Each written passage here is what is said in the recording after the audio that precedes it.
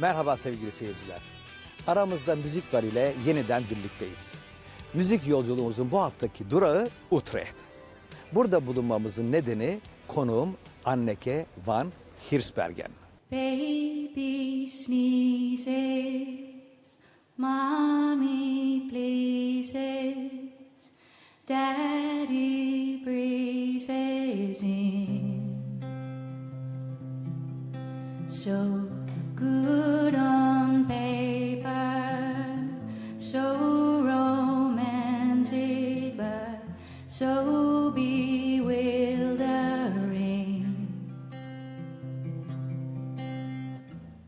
I know nothing stays the same, but if we're willing to play the game, it's coming around again.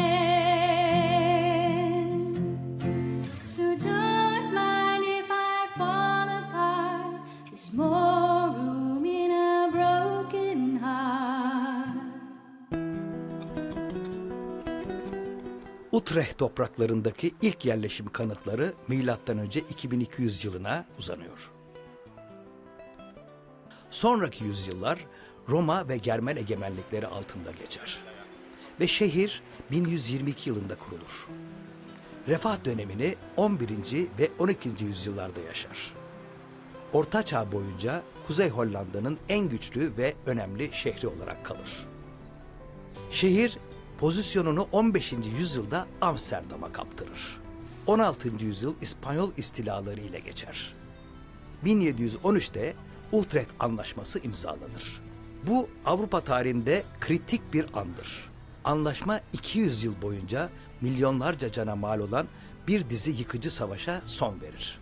Utrecht Anlaşması günümüz Avrupa Birliği ve Birleşmiş Milletler'in öncüsü olarak kabul edilmektedir. Şehir 1795'te Fransızlar tarafından işgal edilir. Napolyon iktidara gelince kardeşini Hollanda kralı olarak atar ve Utrecht krallığın ikametgahı olur. Değişimlerle geçen yılları dünya savaşları takip eder. Şehir 2. Dünya Savaşı'nın son gününe kadar Almanların kontrolünde kalır. Bugün Hollanda'nın 4. büyük şehri olan Utrecht bir ticaret ve ulaşım merkezi. Ama en önemli rolünü ülkenin en eski üniversitelerinden birine ev sahipliği yaparak eğitimde ve kültürde oynuyor.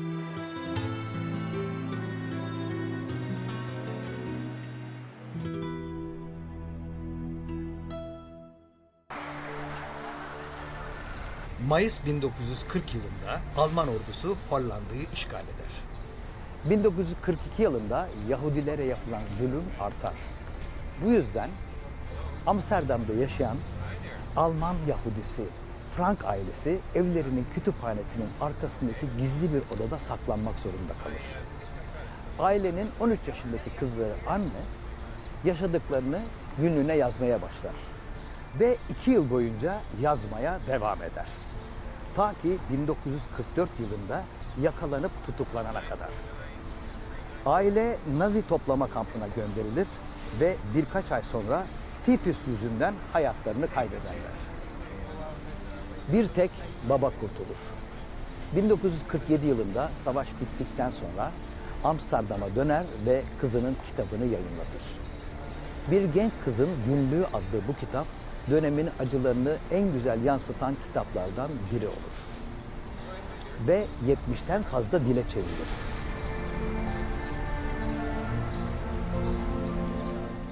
Ailenin Amsterdam'da saklandığı ev 1960 yılında müze haline getirilir. Utrecht'te de onun anısına heykelini dikmişler.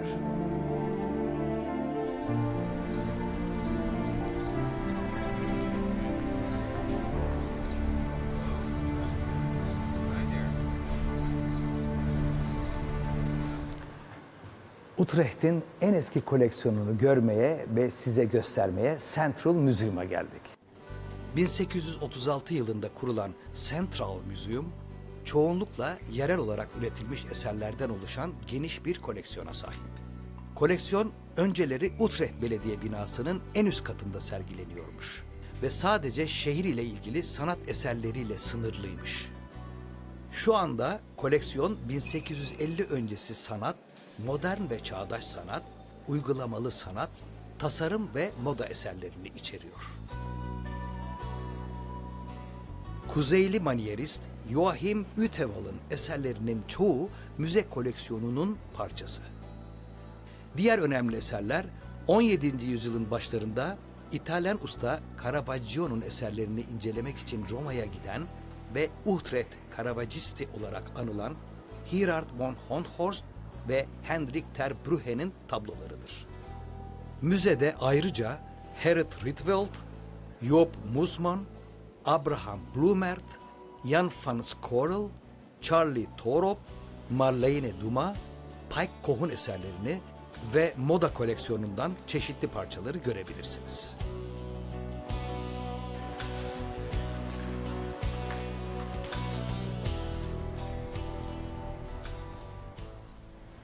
Bugüne kadar gezdiğimiz şehirlerdeki enstrüman müzelerini hiç kaçırmıyoruz. Mutlaka ziyaret ediyoruz. Bakalım Utrecht'teki Spielklok nasılmış?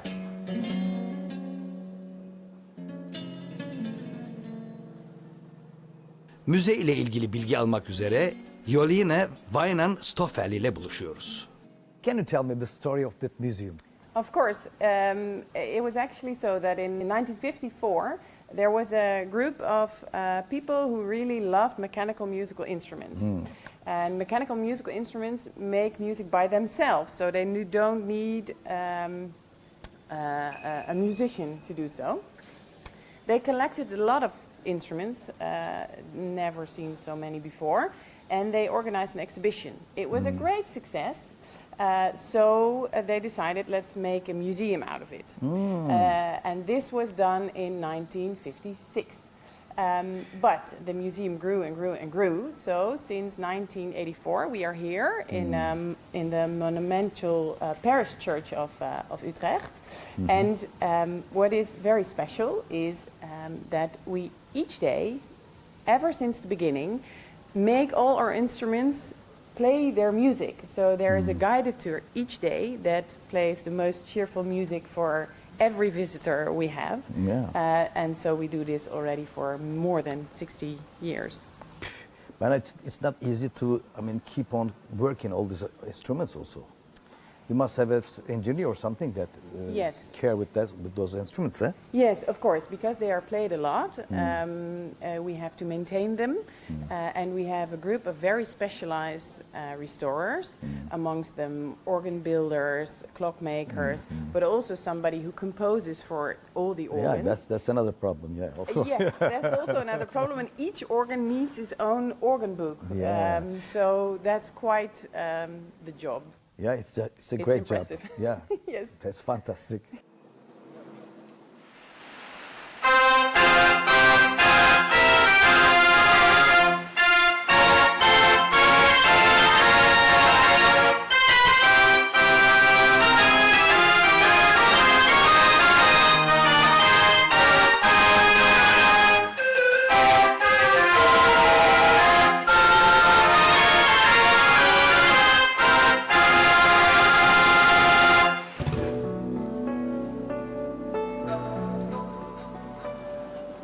Why this one is so special?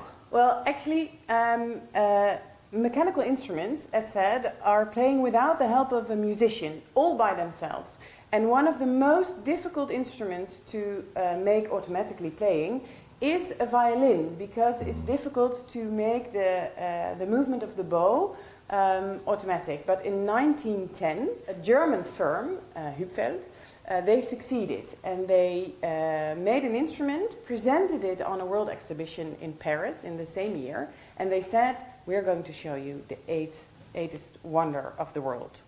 And they made a violin play automatically, and that is why it's so special for us. It's for very our special, really. I hope it works. I will open it for you.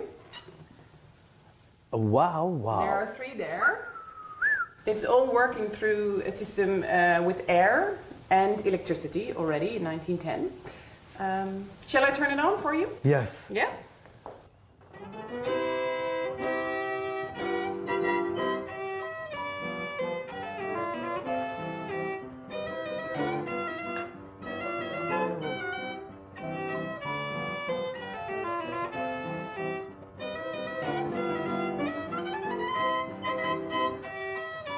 It's beautiful.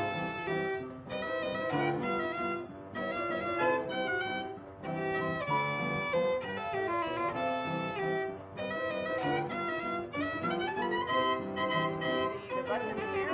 Yeah.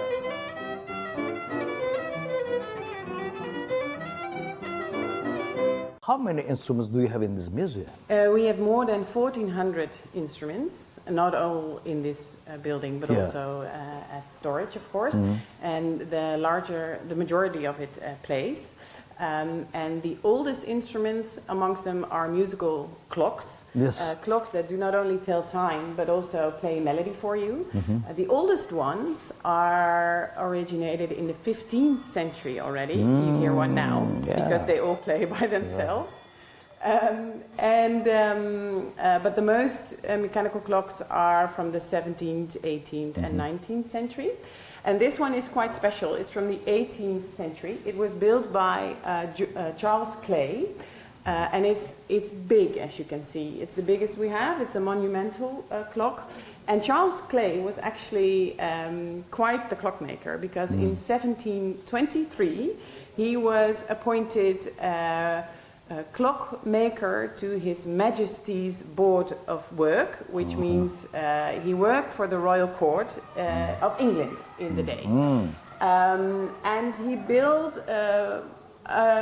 only a few of this one, and this one is the only one right now that still can play music. We were able to buy it a couple of years ago, and our team has restored it so it can play again. And the Rijksmuseum in Amsterdam, they restored the looks of the clock. And it plays music by Handel.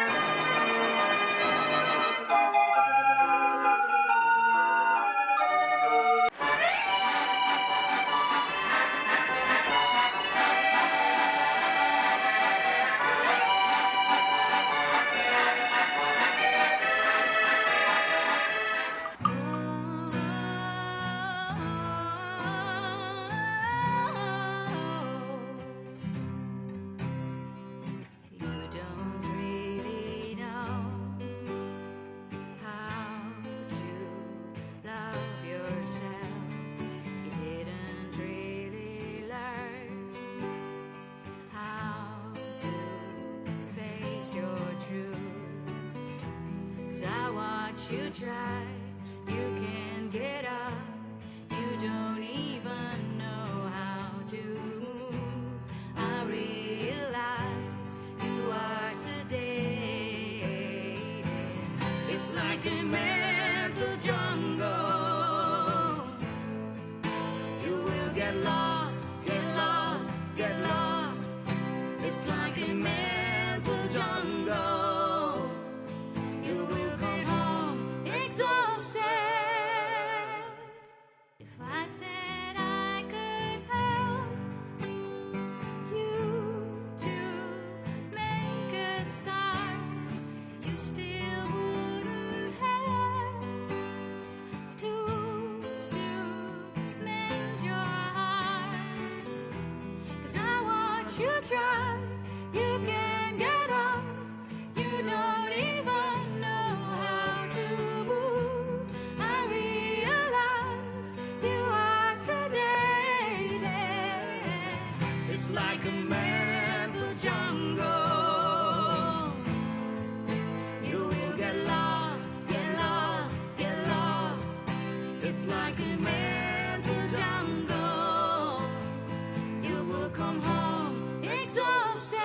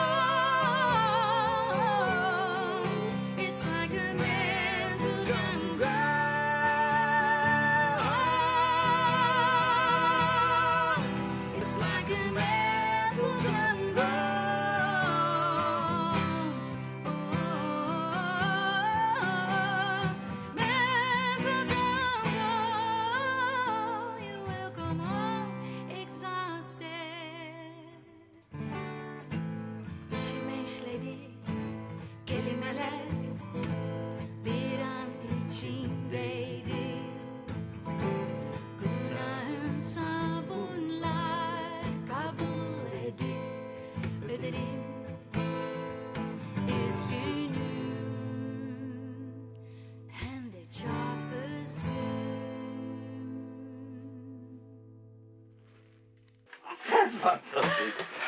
Great. So nice. Beautiful. Thank you. Anneke, What? how are you? Good, how are you? I am very happy to be here and to play music with you today. Thank you so much, welcome. Who discovered your music talent? I think my mother. Really? Well, I don't know, I was very, very young and I knew in my heart I want to sing, I want to make music. And so from a very young age I was on the family parties, I was singing and dancing. So my family, my mother, they knew I'm going to be a singer. She was singing also? No, but they're very musical. Yeah. My mother and my father are very musical. My family, my grandmother, she was a singer. Aha. Yeah, so it's in the family, and yeah, always dancing in the living room and singing. Yeah. From the age of 5 till today, how was your musical journey? Well, when I was young, there was no except for the conservatory, there was no really another school like a rock school or something to go to. So I did a lot of different kinds of schools.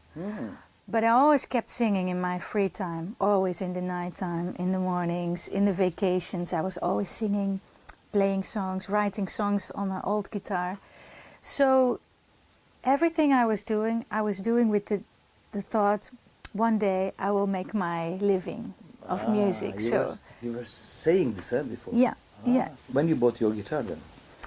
Well, I got my first guitar from my uncle, but I got a guitar, so I started writing songs when I was like 10 or 12. And yeah, so I bought my first guitar way later, yeah, when I was 20 or so. What was your breaking point of your musical career? I think when I started singing in The Gathering, which is a Dutch band, and it's a heavy metal band, melodic metal. Melodic metal. Melodic metal is very important. No, it's not noise, it's beautiful, beautiful metal music, yeah. And we got there was like 94, 95. We got a record company, we got a contract, and we toured the world instantly. And that was the point where we got lots of gigs and we saw the world, and so I think that was a flipping point for me in my career. You started to work separately with the band. Yeah, in 2007 I went on my solo career. I felt, I had a little family, I felt I wanted to do something on my own, make my own records, write my own songs. So I did that ever since, yeah. How do you describe your music? I mean, I do a lot on the acoustic guitar, and so it's like singer-songwriter stuff, but I'm still very much into rock and metal music. My heart is there very much. And so I sing, I formed a metal band as well. So I switch, doing acoustic tours or doing tours with the band. You do it very good, really. Now, the singers who play some instruments, I love this. Yeah. And you do this. Yeah, and it gives me freedom. So I can tour on my own and sing my own songs and just be by myself. So it's very intimate when you play alone on the stage. So I love that. And I love being in a big band with lots of noise, lots of people in front. Yeah, it's kick-ass. But if you are alone, it's very intimate, and I really love that. Like small audience, and you look everybody in the eyes. Yeah. You compose, and you write lyrics. What is your preferences? Both. Both. Because I know they there's always, both, but one is better than the other. Which one? Composed songs. Composed. I love melodies. I love singing and going through the melodies, and sometimes writing lyrics is good because you can free your soul. You can write about what you're feeling. But when singing, I'm free as a bird. To compose songs is something like to create the unknown things. And till that day, nobody knows about that, That's true. This is fantastic. Yeah. And I always search some different harmonies. So it's all about feelings. And not so much, for me, not so much about knowledge. Oh, this chords, You are right. You have to go after your feelings. You can play something wrong, doesn't matter. No. Next time you're going to do the right one. Yeah, exactly. Am I right? Yeah, you're so right. Yeah. It's a different approach than people who have studied and But there are people who have studied and know all the chords and feel it, you know, the big people in life, like Paul McCartney, you know, those people I admire so much. They have it all, yeah. But I have to say, vocals and singing is my number one love, yeah. But everybody knows that. Yeah, I hope so. Because everybody is really in love with your voice. I hope so. Read so many messages of your concerts. Yeah. You have to learn Turkish to understand them. Yeah, that's true. I have to learn some more too. You have to teach me some Turkish sentences. We're gonna do that later. Okay. Okay. You know, there is so many negative things we are living in this world. What do you think about that? Does it influence you and your music? I always look at life positively. So I'm very much a peaceful person, and sometimes what's going on in the world, always and also right now with the pandemic and all that's going on, makes me very sad. And so I write about that, but I always want to write with my eyes to the horizon. So I don't allow myself to go in the darkness, because that's not how we are going to survive.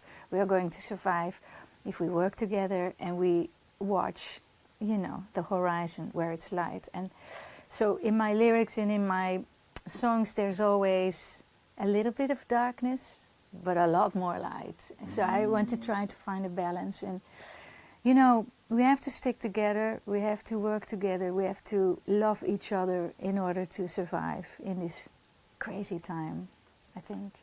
Yes, we have to love each other. And respect everybody's opinion. And if we accept that, and if we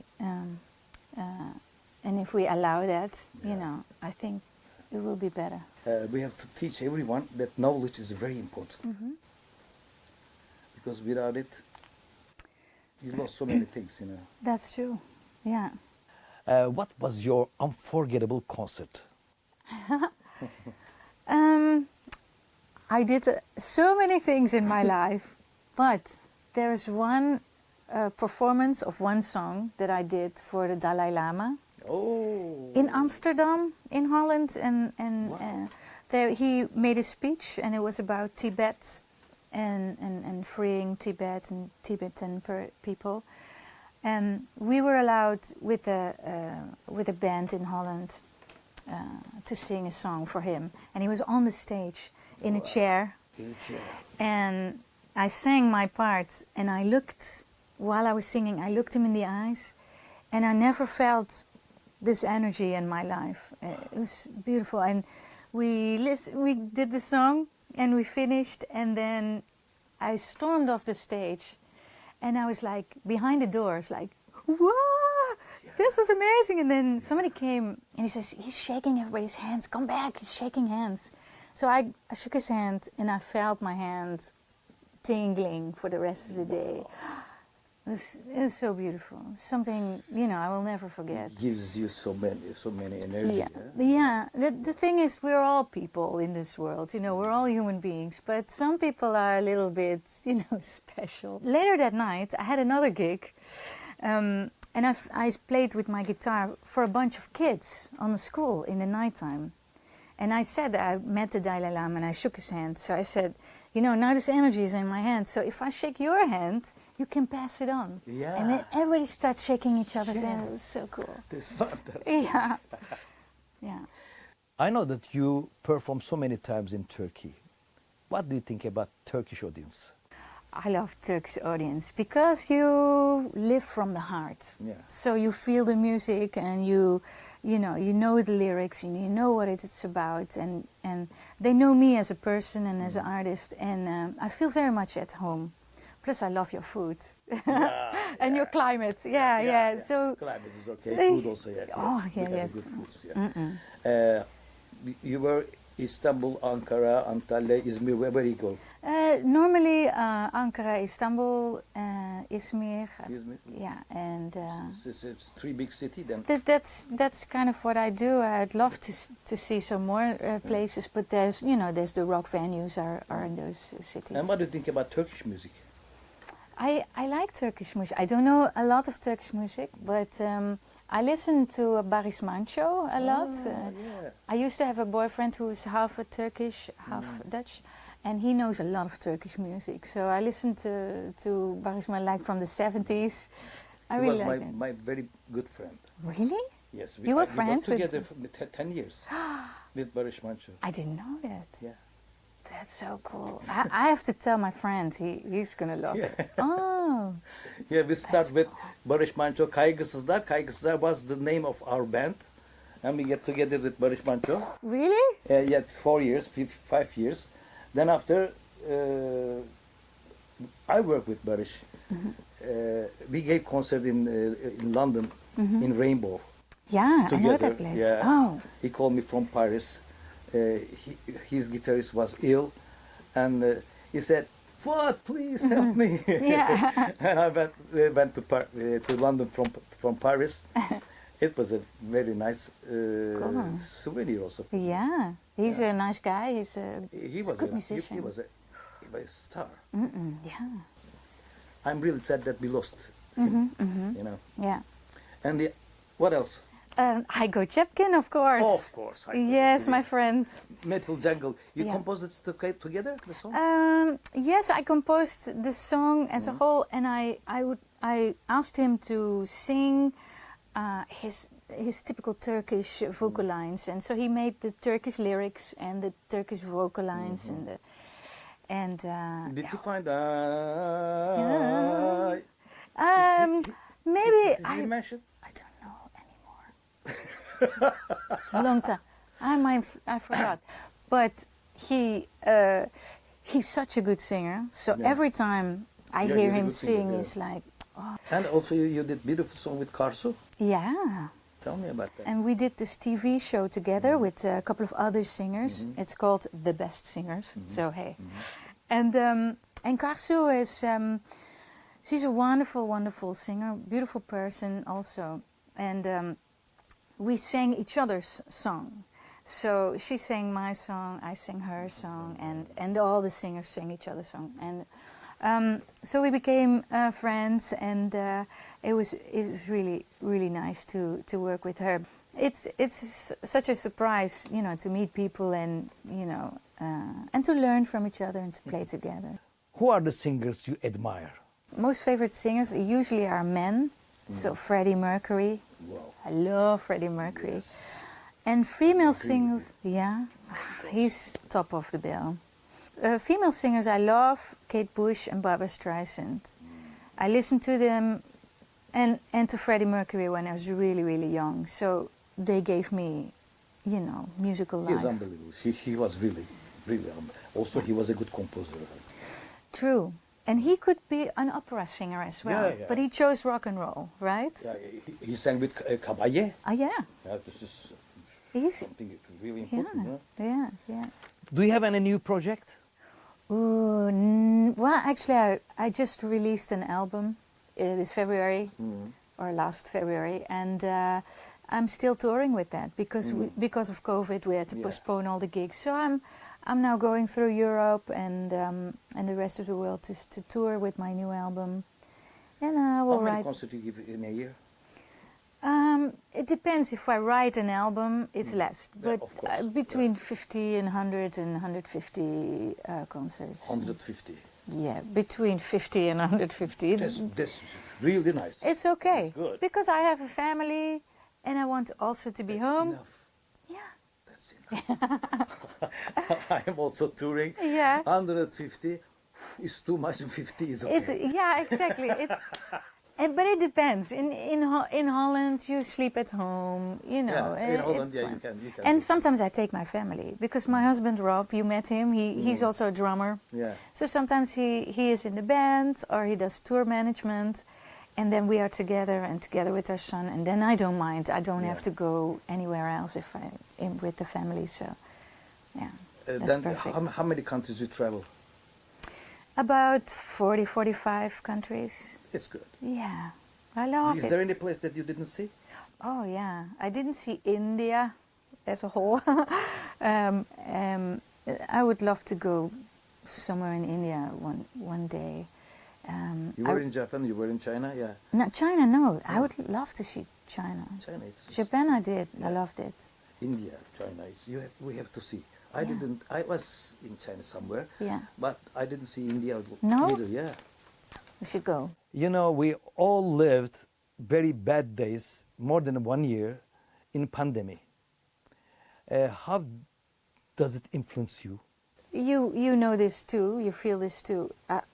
There was nothing to do, but it felt wrong. You know, at the first months I was lost. Like, will it come What's going back? on? What's going on? We don't know this situation. Then there was a few months. Okay, maybe we just take the time to rest.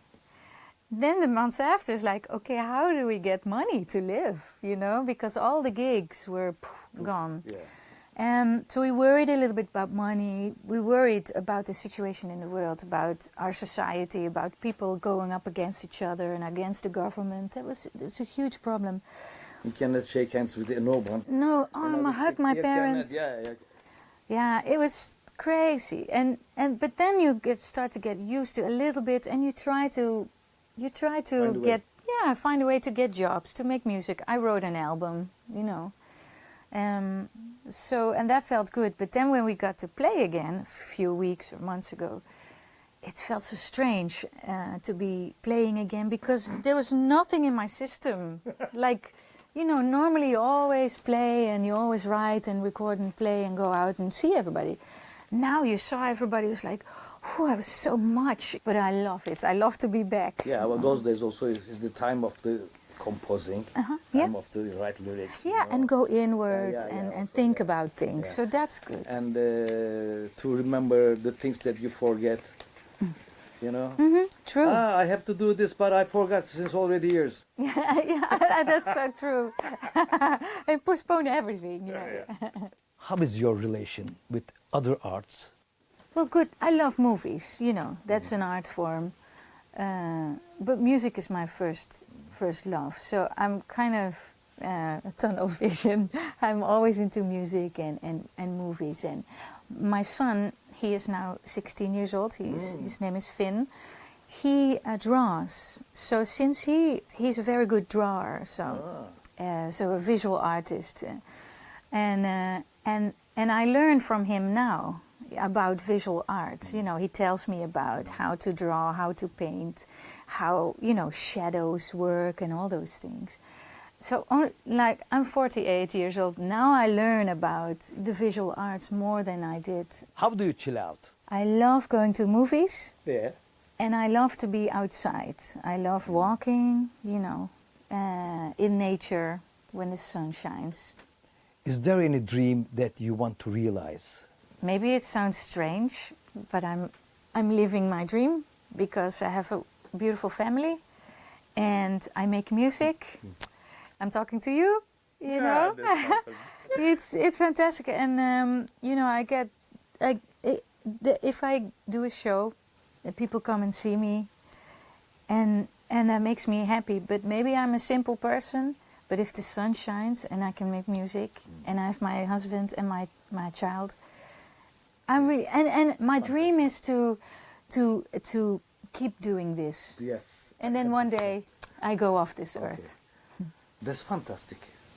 And it's very realistic also. Yeah. Okay. Anneke, Thank you for that. it was a really nice day for me. Thank you. We did a beautiful performance together. Yeah. See you soon In India. in Istanbul. Yeah, okay. In India. In Yeah, Istanbul. we're going to go together to India. Yeah, we have to. But let's be together in Istanbul. Istanbul, okay. Let's do it.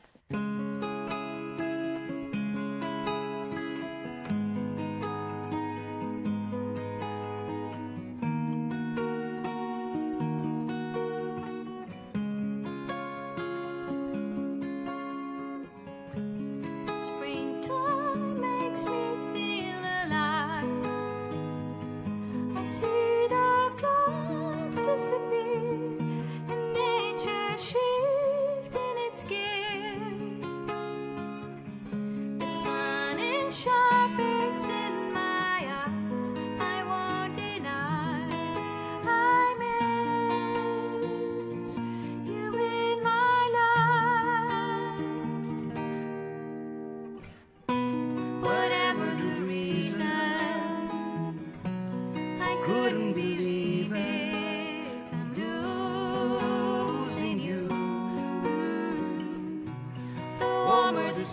season, the stronger the feeling of losing you.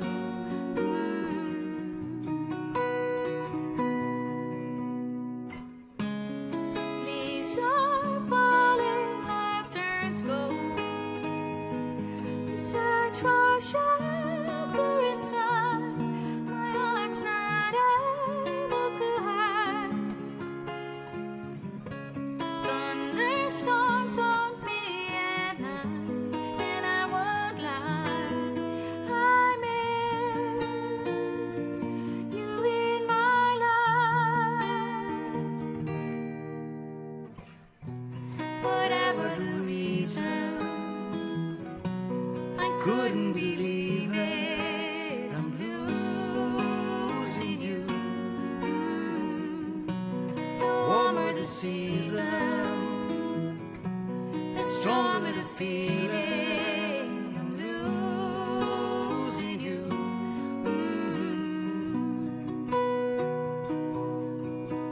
If you told me this 1 year ago, I would resist your point of view.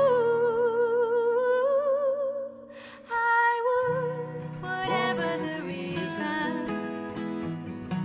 I couldn't believe it, I'm losing you.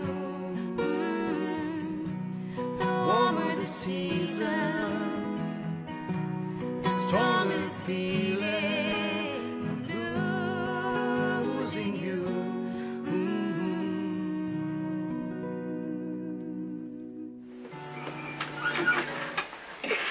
Teşekkürler.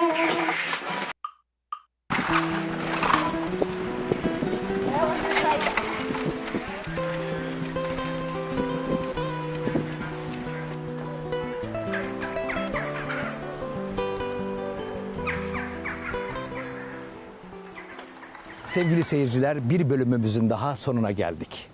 Utrecht'teydik. Anneke van Giersbergen ile birlikteydik. Aramızda müzik vardı. Sizin de aranızda sınırlar değil, sevgi, hoşgörü, müzik ve sanat olsun. Hoşça kalın.